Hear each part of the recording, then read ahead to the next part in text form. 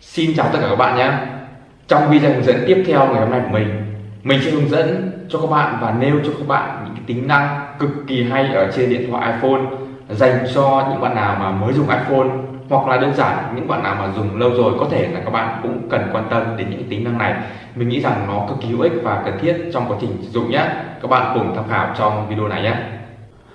Tính năng đầu tiên đó là các bạn dùng iPhone, mỗi khi các bạn muốn mở ứng dụng nào đó các bạn phải vuốt đa nhiệm lên này. Đó, các bạn vuốt đa nhiệm lên như thế này để các bạn chọn ứng dụng này. Ví dụ các bạn chọn ứng dụng Facebook thì các bạn sẽ chọn như thế này.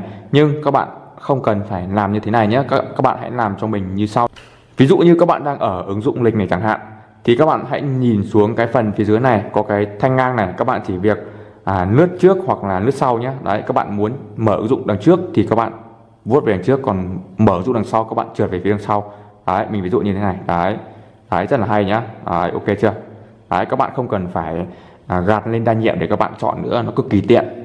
Tiếp theo liên quan đến việc các bạn sử dụng ứng dụng máy tính. Bình thường các bạn ví dụ như các bạn gõ một cái dãy số nào đó mà các bạn gõ nhầm một số thì các bạn muốn xóa cái số đó đi, nhưng ở đây lại không có một cái nút xóa nào. Nếu mà các bạn ấn nút C như thế này thì nó sẽ mất hết nhé, nó về hết từ đầu. Nhưng ví dụ như các bạn chỉ muốn xóa một số 6 đi chẳng hạn thì các bạn vuốt tay sang bên trái hoặc vuốt tay sang bên phải nhé. Ví dụ đây thì mình sẽ vuốt cho các bạn này. Đấy, vuốt tay sang bên phải này, vuốt tay sang bên trái thì nó sẽ xóa một số mà các bạn muốn xóa nhé.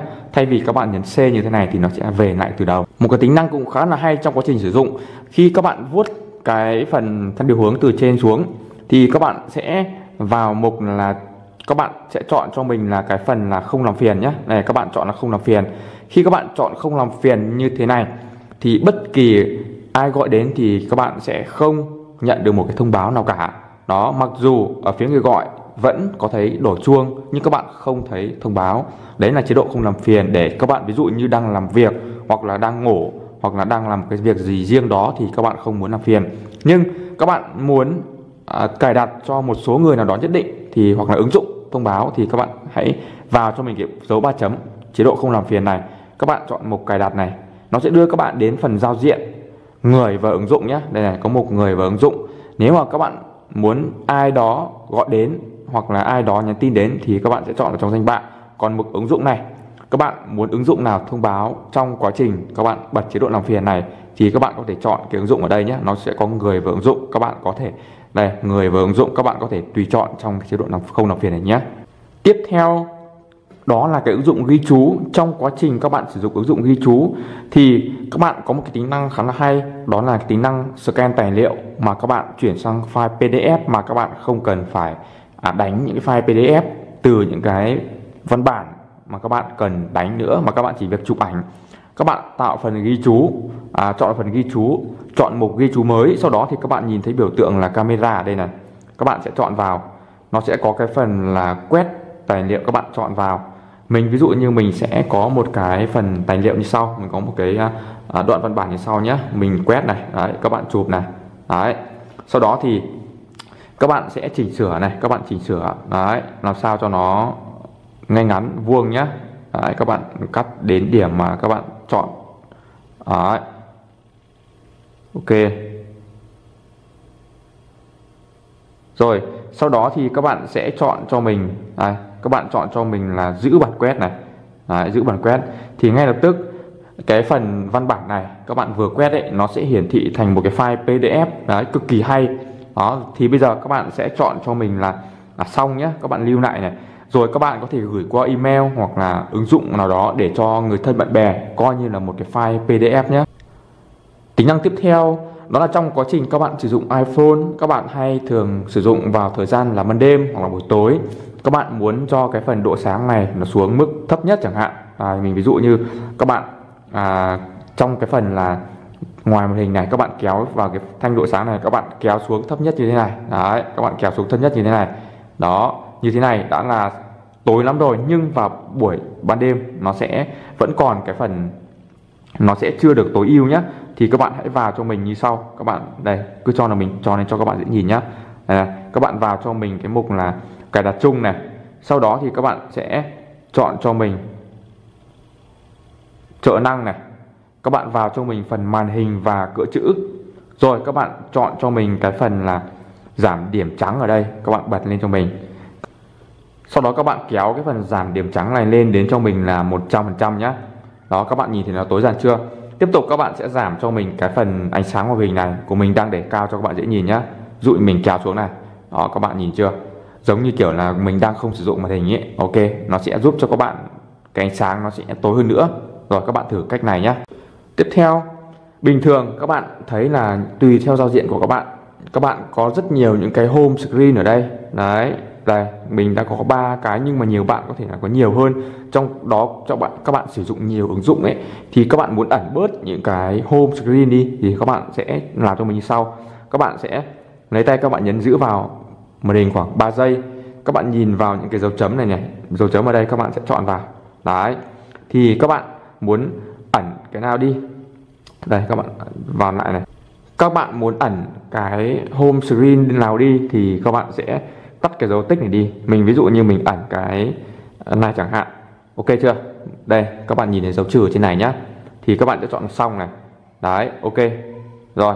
Thì bây giờ các bạn sẽ thấy là nó chỉ còn có hai cái biểu tượng home screen thôi. Các bạn muốn hiện lại nhé thì các bạn nhấn giữ lại như bình thường, các bạn chọn vào. Sau đó thì các bạn sẽ chọn dấu tích này. Tuy nhiên thì các bạn ẩn cái trang home này đi thì các ứng dụng vẫn sử dụng bình thường nhé.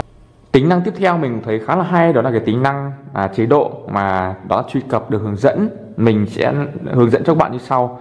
Các bạn vào cài đặt này, các bạn sẽ chọn cho mình cái phần là trợ năng nhé.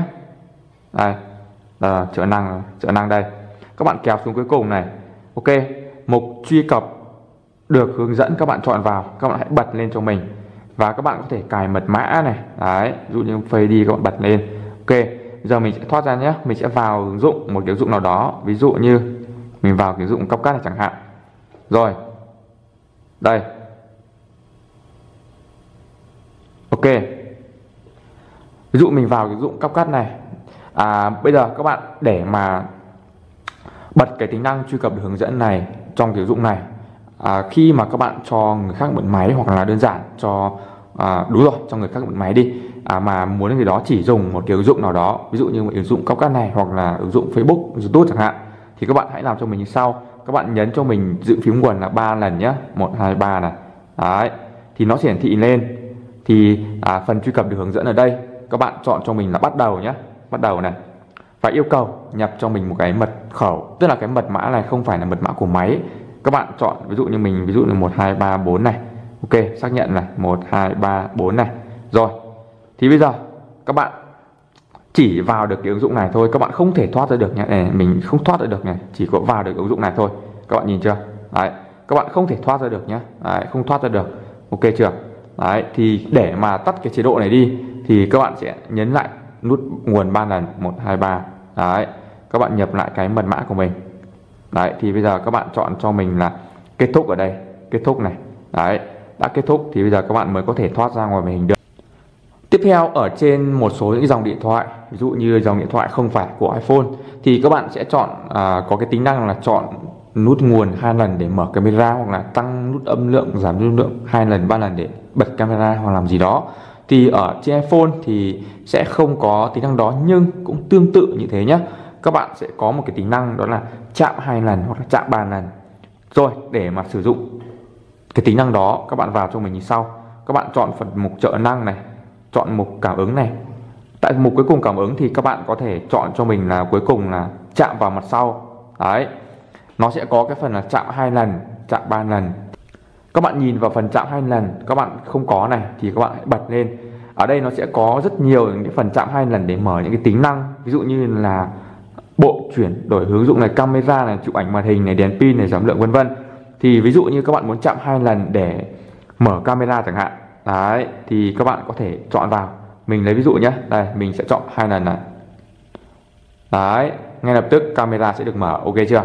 Rồi, tiếp tục trong cái phần là chạm 2 lần thì các bạn có thể là chọn là chụp ảnh màn hình chẳng hạn. Đấy, hoặc là giảm âm lượng đèn pin, lắc vân vân. Và trong phần chạm 3 lần, ở đây mình chọn 2 lần là để mở camera nhé. Mình sẽ thử chạm 2 lần để mở camera cho các bạn xem nhé. Đấy, camera đã được mở nhé. Thì tương tự các bạn có thể sử dụng cái cách này để các bạn có thể mở chạm 3 lần cũng như là mở chạm 2 lần một số cái tính năng khác nữa. Rồi, chúc các bạn thành công nhé.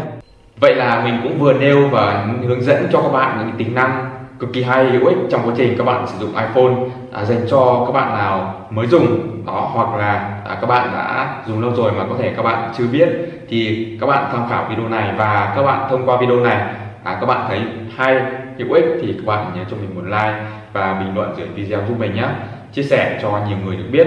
Và có bất kỳ câu hỏi thắc mắc nào các bạn hãy comment xuống phía dưới phần video, mình sẽ cố gắng trả lời nhé.